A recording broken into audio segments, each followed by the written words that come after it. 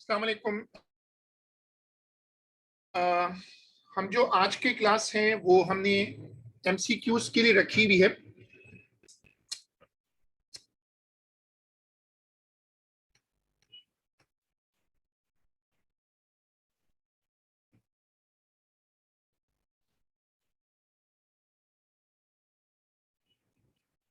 Topic है projectile. सबसे पहले हम जो क्वेश्चन रखते हैं, जो हम सबसे पहले क्वेश्चन रख रहे हैं, that is question number 9 on this sheet. A projectile is launched at point O and follows the path OPQRS as shown. Air resistance, जो प्रोजेक्टाइल का स्पेशलिटी है कि एयर रेजिस्टेंस में be neglected. Which statement is true for the projectile when it is at the highest point? ये उसका highest point है। पहले question गौर से पढ़ लो, फिर ऑप्शन पढ़ने पड़ेंगे, क्योंकि ज्यादातर इस तरह के सवालों में we have to use elimination technique.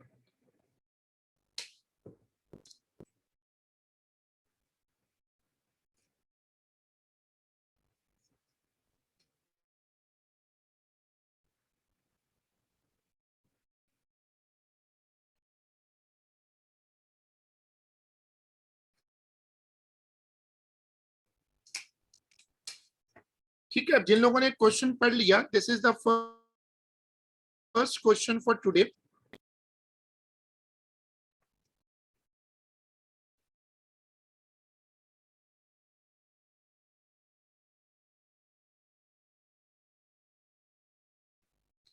लिखा हुआ है which statement is true for the projectile when it is at the highest point Q of its path. The horizontal component of projectile acceleration is 0.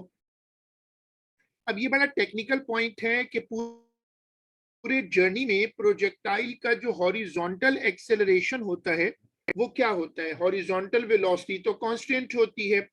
अगर horizontal velocity constant रहे तो horizontal acceleration क्या होगा, वो zero हो जाएगा। Horizontal component of projectile velocity is zero, ये गलत है, क्योंकि जो हॉरिजॉन्टल कंपोनेंट होता है वेलोसिटी का वो जीरो नहीं होता, बल्कि वो कांस्टेंट होता है। The kinetic energy of the projectile is zero, ये भी गलत है। कल वाले क्वेश्चन में हमने ये बात डिस्कस की थी, जो हमारा कल वाला क्वेश्चन था उसमें हमने ये बात डिस्कस की थी कि वेलोसिटी जीरो नहीं हो सकती। हाँ, काइनेटिक एनर्जी ऊपर जाते वक्त कम हो जाती है, नीचे आते वक्त बढ़ती है, लेकिन हाईएस्ट पॉइंट पे भी जीरो नहीं होती। Momentum of the projectile is zero. देखो, मोमेंटम का जिक्र बहुत आता है, अब ये टॉपिक वैसे भी हमें करना है। मोमेंटम का फॉर्मूला होता है mass into velocity. Highest point पे वर्टिकल कंपोनेंट जीरो हो जाता है, लेकिन प्रोजेक्टाइल रुकता नहीं है, यानी टोटल वेलोसिटी जीरो नहीं होती। तो ये जीरो वाली बात गलत है, इसलिए इसमें ये वाला ऑप्शन है। चलो, अब क्वेश्चन नंबर है 43, जो इस पे लिखा हुआ है, इस पर जो लिखा हुआ है 43 वो पढ़ो।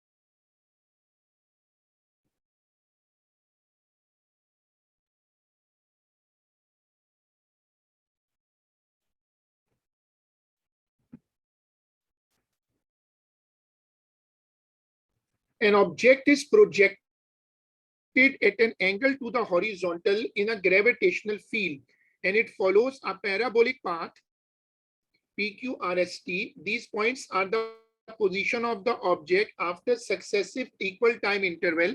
यानी ये प्रोजेक्टाइल ऐसे गया होगा जैसे हर प्रोजेक्टाइल जाता है. कहते हैं कि T being the highest point reached, और हाईएस्ट पॉइंट जो है वो T है.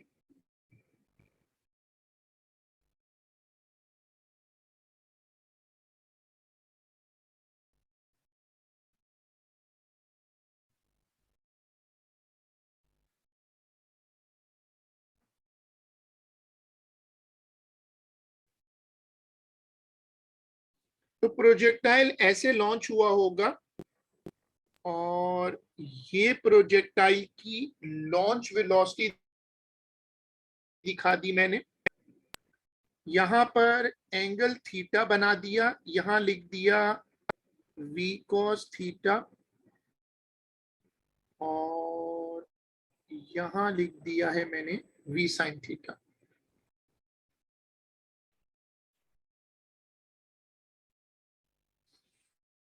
ठीक है, ऐसे प्रोजेक्टाइल को मैंने लॉन्च कर दिया है और ये प्रोजेक्टाइल ऊपर जा रहा है, हाईएस्ट पॉइंट P है. अब वो कह रहे हैं displacements P Q Q R S T R equal, they are decrease at a constant rate, have equal horizontal component. अब ये हॉरिजॉन्टल कंपोनेंट का क्या चक्कर है कि असल में जब प्रोजेक्टाइल ट्रेवल करता है तो आप उसकी मोशन पर कहीं पर भी इस तरह पैचेस बना सकते हैं. जो हॉरिजॉन्टल वेलोसिटी होती है वो एक्चुअली कांस्टेंट होती है. आप गौर से देखना, ये जो मैं बना रहा हूं ना, इसमें जो हॉरिजॉन्टल होती है ये कांस्टेंट होती है, जो वर्टिकल होती है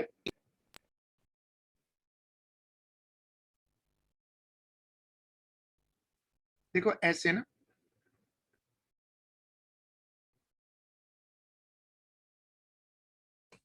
जो वर्टिकल डिस्प्लेसमेंट होता है वो कम होता जाता है.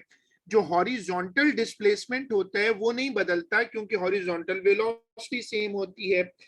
अब ये देखो कि डिस्प्लेसमेंट्स बराबर तो नहीं लग रहे. Decrease at a constant rate ये भी नजर नहीं आ रहा क्योंकि वो तो कर्व है, स्ट्रेट लाइन तो नहीं है. Have equal horizontal component. Have equal horizontal component का मतलब है कि जो हॉरिजॉन्टल कंपोनेंट है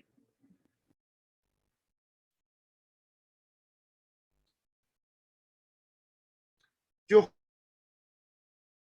हॉरिजॉन्टल कंपोनेंट है ये बराबर चल रहे हैं.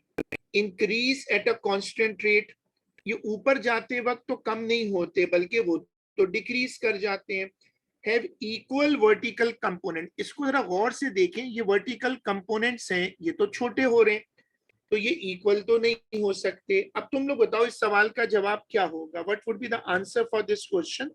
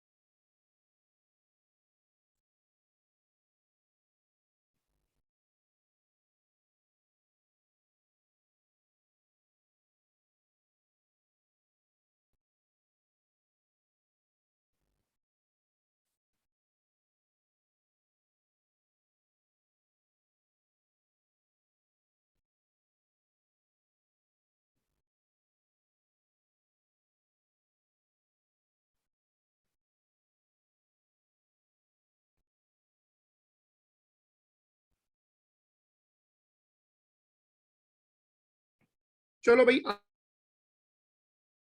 आंसर बताओ. जो डिस्प्लेसमेंट्स है वो इक्वल तो नहीं है, ठीक है, और इक्वल वर्टिकल कंपोनेंट भी नहीं है. ऊपर जाते वक्त दे आर नॉट इंक्रीजिंग. अब decrease at a constant rate have equal horizontal component, इनमें से सेलेक्ट कर लो. दो ऑप्शन मैंने नैरो डाउन कर दिए, अब इनमें से कौन सा ठीक है. शाबाश, जवाब दें।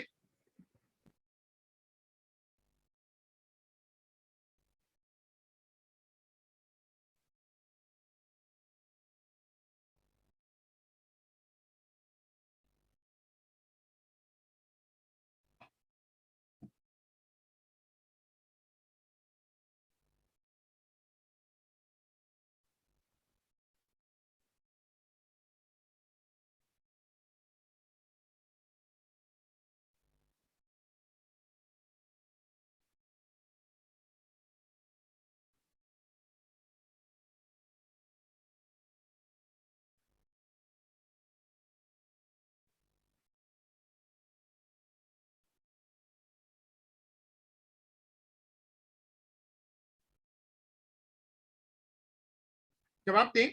जो हॉरिजॉन्टल कंपोनेंट हैं वो कांस्टेंट रहते हैं। जो हॉरिजॉन्टल कंपोनेंट हैं they remain constant in the absence of air resistance. A stone is thrown from P and follows a parabolic path in which the highest point reached is T. ये वाला question अब पढ़ें, 44 पढ़ें। ये भी conceptional question है, ये paper में कई मरतबा ये डायग्राम आ चुकी है। कहता है in the absence of air resistance, अब ये प्रोजेक्टाइल है, the vertical component of acceleration, याद रखें जो वर्टिकल मोशन होती है प्रोजेक्टाइल में उसका एक्सेलरेशन होता है जी के बराबर। जो वर्टिकल मोशन होती है उसमें जो एक्सेलरेशन होता है वो जी के बराबर होता है, और अगर फुल प्रोजेक्टाइल हो तो जो ए होता है वो माइनस जी होता है। हाईएस्ट पॉइंट पे पहुंचकर एक्सेलरेशन जीरो नहीं होगा, जीरो एक्सेलरेशन कहीं भी, जीरो वर्टिकल एक्सेलरेशन कांस्टेंट रहते हैं।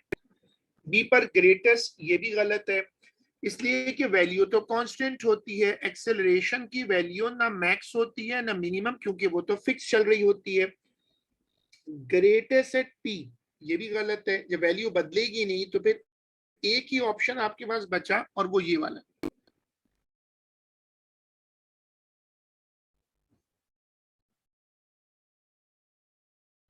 उसके बाद ये क्वेश्चन बहुत फेमस है और कई मर्तबा पेपर में आ चुका है। A motorcyclist stunt rider moving horizontally takes off from a point 1.25 meter above the ground landing 10 meter away.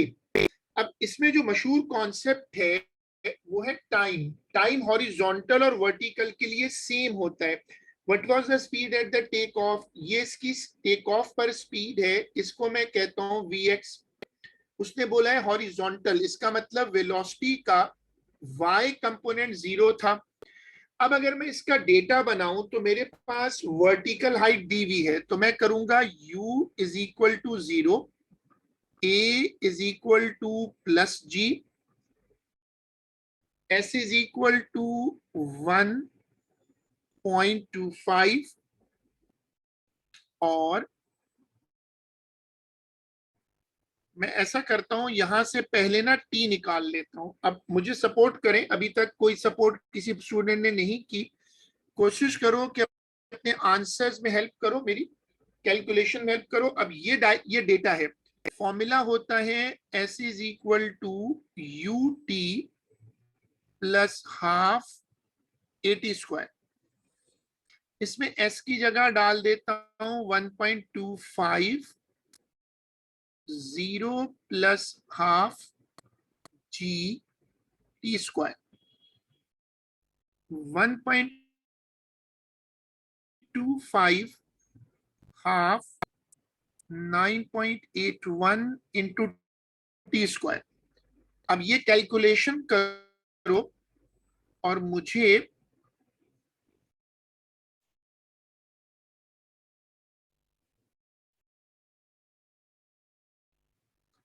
मुझे टी की वैल्यू निकाल के दें।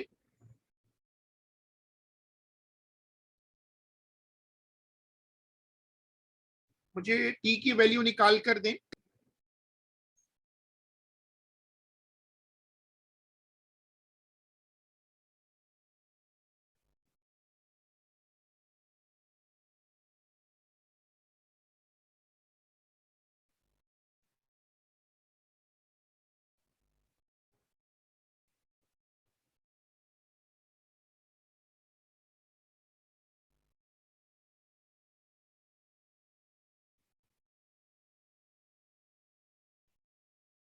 गुड,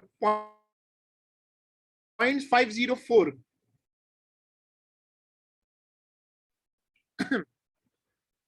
एमसीक्यूज में तुम हमेशा लिख के प्रॉपर वर्किंग करो तो एमसीक्यूज हमेशा सॉल्वेबल होते हैं, अदरवाइज एमसीक्यूज आपको बहुत चैलेंज करेंगे। हमें निकालना है स्पीड एट टेक ऑफ, वो तो खाली हॉरिजॉन्टल है। अब हॉरिजॉन्टल का फॉर्मूला होता है S X is equal to V X into T, ये हॉरिजॉन्टल डिस्टेंस है। अब वी एक्स तो सेम रहता है, वो तो कांस्टेंट होता है, बदलता नहीं है, और टाइम भी सेम है।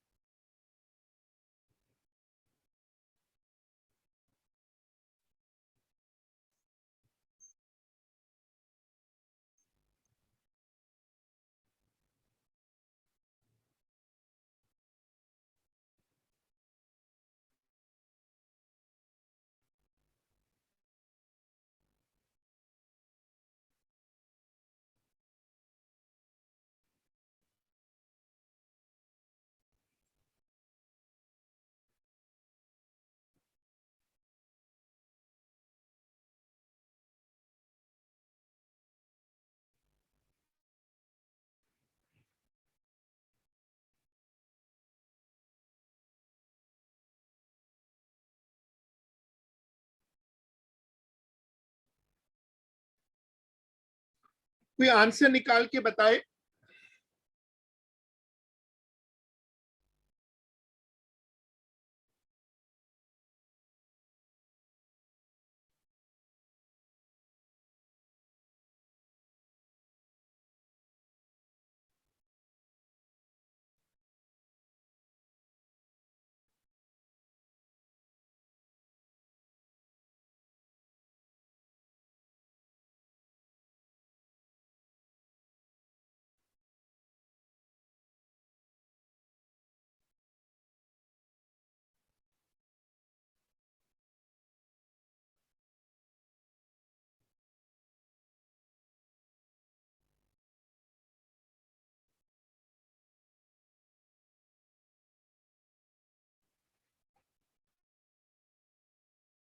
Anyone can help to find this small calculation 10 upon 0.5, ये जो है कैलकुलेशन करो यार, एमसीक्यू का टाइम खत्म हो रहा है।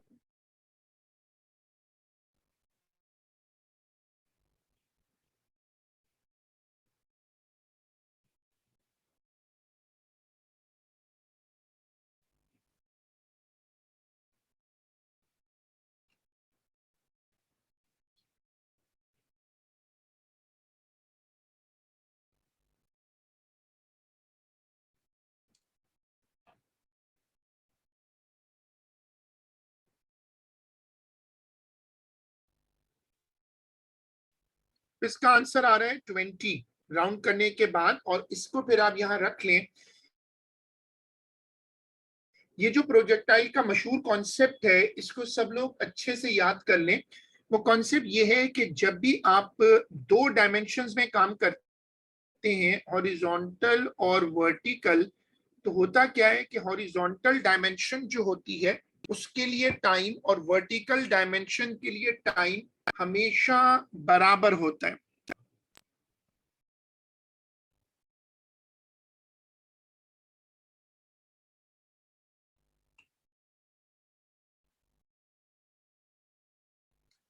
एमसीक्यू की बुक अगर आपके पास है तो वो रख लें साथ। और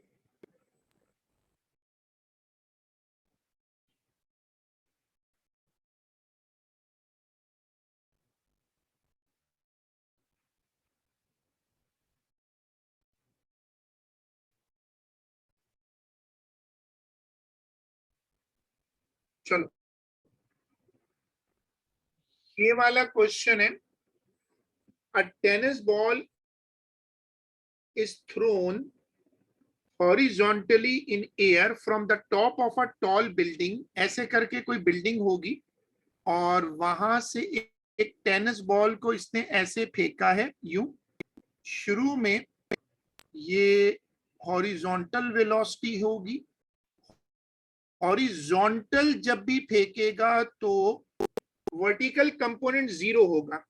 the effect of air resistance is not negligible, खास तौर पे हाईलाइट की है।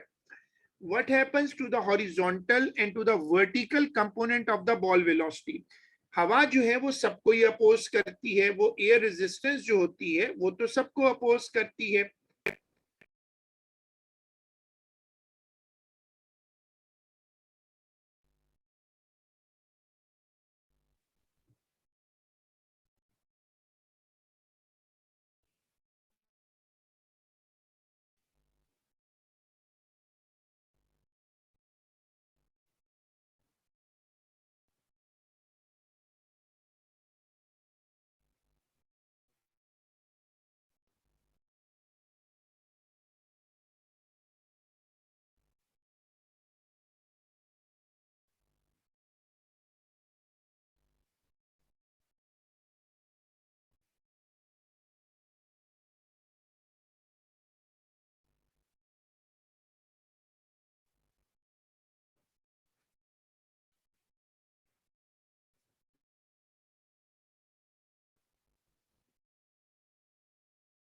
अब इसमें बताओ कि अगर एयर रेजिस्टेंस मौजूद है, air resistance is not negligible, तो हवा तो हमने नेग्लेक्ट कर दी थी ना शुरू में, जब डेरिवेशन करते हैं तो एयर रेजिस्टेंस हटा देते हैं, तो उससे क्या होता है, हॉरिजॉन्टल कंपोनेंट कांस्टेंट हो जाता है।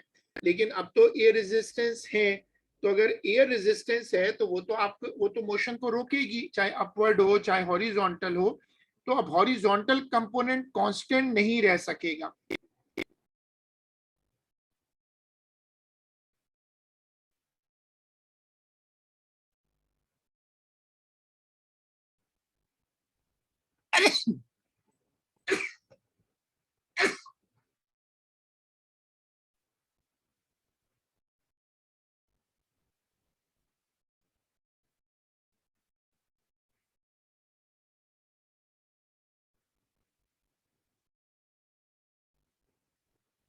तो ये दो तो नहीं हो सकते। डिक्रीज टू जीरो हो सकता है दोनों में। अच्छा, अब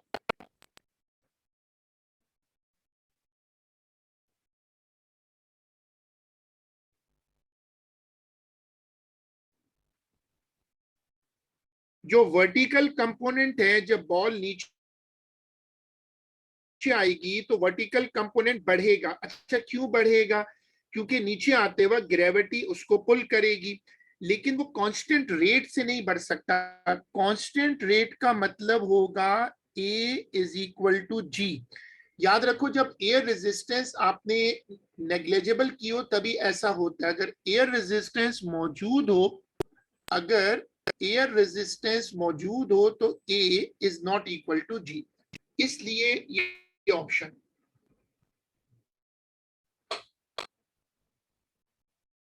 122।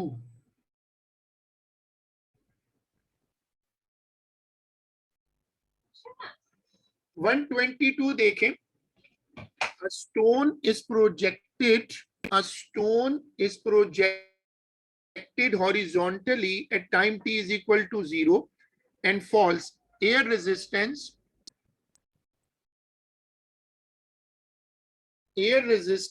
is negligible.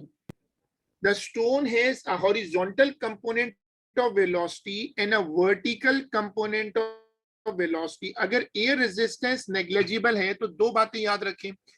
एक तो हॉरिजॉन्टल वेलोसिटी जो है वो कांस्टेंट हो जाएगी, दूसरा एक्सेलरेशन जो है वो जी के बराबर हो जाएगा। The stone has a horizontal component बता दिया उसने। अब कह रहा है ये बताओ how V H and V Y varies with time.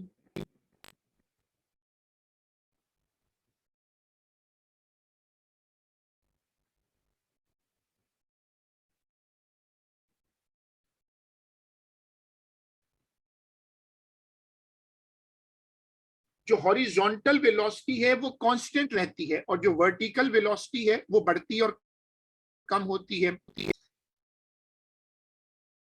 अब इसमें अगर तुम देखो, पहला ऑप्शन हो सकता है, बी वाले में तो हॉरिजॉन्टल को बढ़ा रहा है, तो वो तो भी गलत है।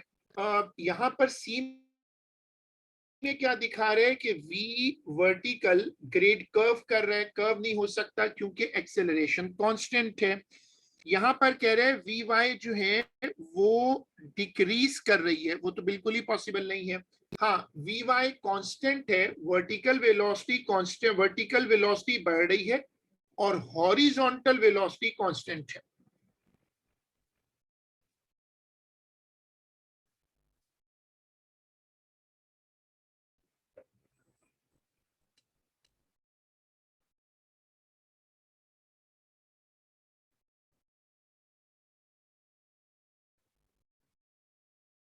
One 127, a stone is thrown horizontally from the top of a cliff and falls into the sea.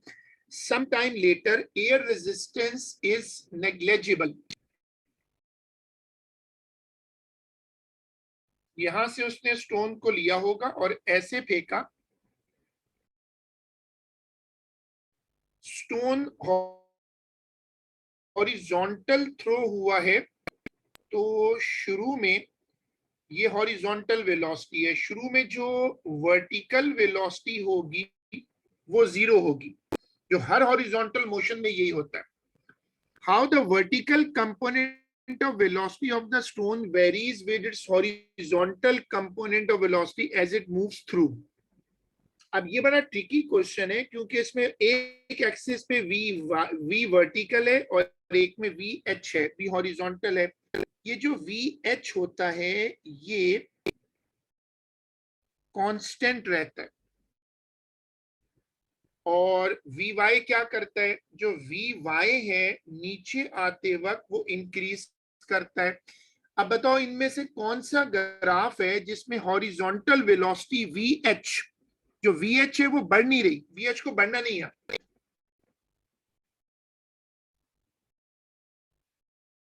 जो वी एच है it should remain constant.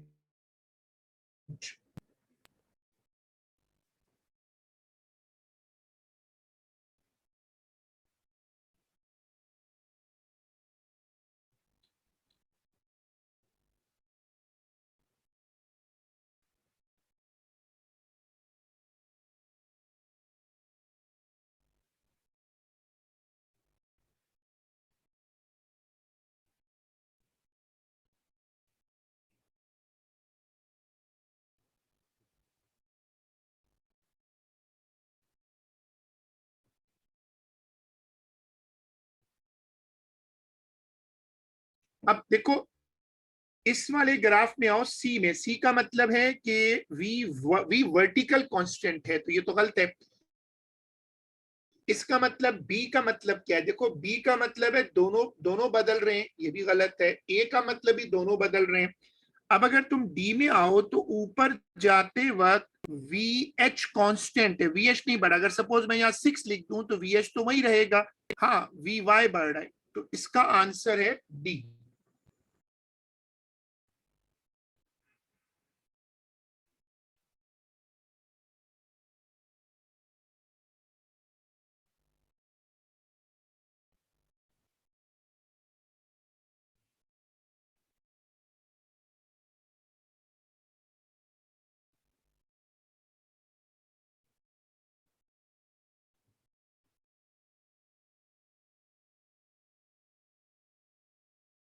One 39, चलो ये क्वेश्चन पढ़ो। A skydiver falls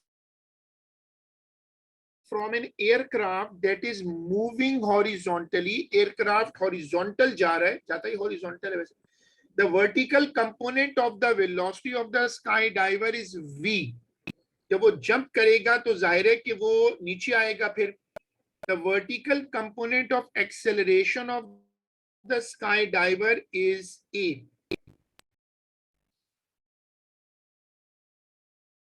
वैसे ये प्रोजेक्ट प्रोजेक्टाइल का केस लग नहीं रहा, अब शुरू कर दिया है तो कर लेते।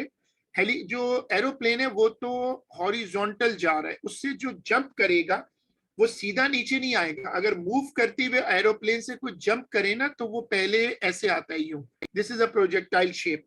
लेकिन वो सवाल में से वर्टिकल कंपोनेंट को ले रहा है। Vertical component of acceleration is A, air resistance का कोई जिक्र नहीं है।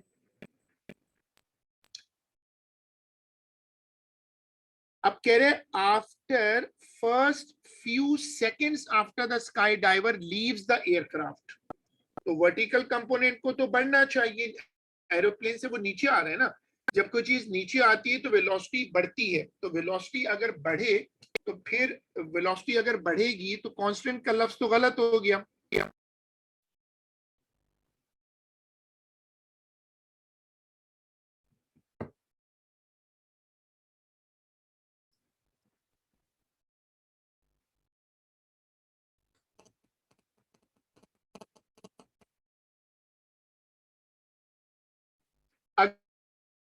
अगर कुछ चीज हवा में गिरे तो ये कॉन्सेप्ट है टर्मिनल वेलोसिटी का, हमारे ए लेवल में बहुत मर्तबा ये पेपर में आया। जब कोई चीज हवा में गिरती है तो एयर रेजिस्टेंस आहिस्ता आहिस्ता बढ़ती है। जब एयर रेजिस्टेंस बढ़ती है, जैसे जैसे वेलोसिटी बढ़ती है एयर रेजिस्टेंस बढ़ती है, जो रिजल्टेंट फोर्स होती है वो डिक्रीज करती है, जो एक्सेलरेशन होता है वो भी डिक्रीज करता है। तो एक्सेलरेशन जो है वो डिक्रीज करेगा।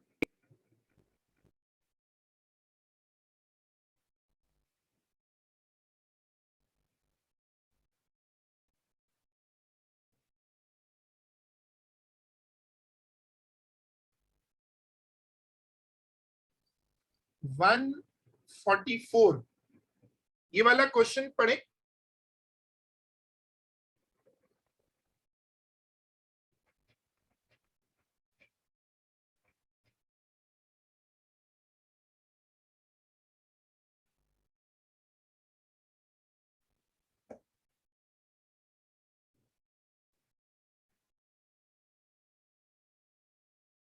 A projectile is fired from point P with velocity v at an angle theta to the horizontal. It lands at point Q, a horizontal distance r from P after time capital T. The acceleration of free fall is g. Air resistance is negligible.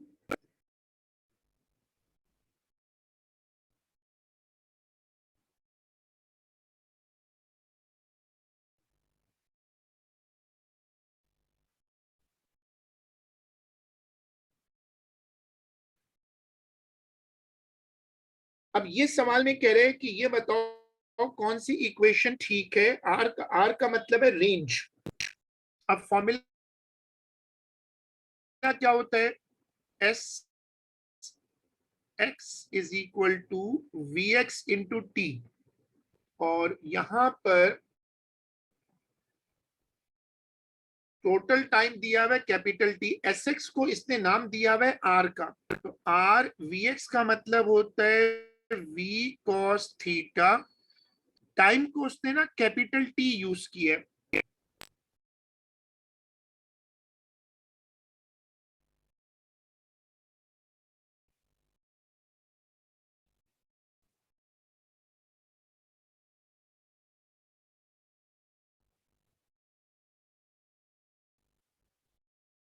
अब ये छोटी सी working देख लें, ये working कर लें आप तो एमसीक्यू बहुत आसान हो जाते हैं। अगर वर्किंग नहीं करेंगे ना कभी भी और आप इसको देखेंगे खाली, तो लेटर्स के अंदर ही कंफ्यूजन क्रिएट हो जाती है। लेटर्स ही काफी होते हैं सारी स्टोरी को खराब करने के लिए। हमने ये वाला क्वेश्चन कर लिया। अब हमने माशाल्लाह कुछ क्वेश्चंस कर लिए, हमने इसको आराम से किया ताकि कुछ रिवीजन हो जाए, कुछ क्वेश्चंस हो जाए। अब इसमें देखें, जब भी आप पेपर में बैठे तो हमेशा कोशिश करें कि अपने एमसीक्यूज को लिख के सॉल्व करें। हम इसको यहाँ तक रोक लेते हैं और इसको फिर इंशाल्लाह जो हमारी अगली क्लास है उसमें कंटिन्यू करते हैं। अल्लाह हाफिज।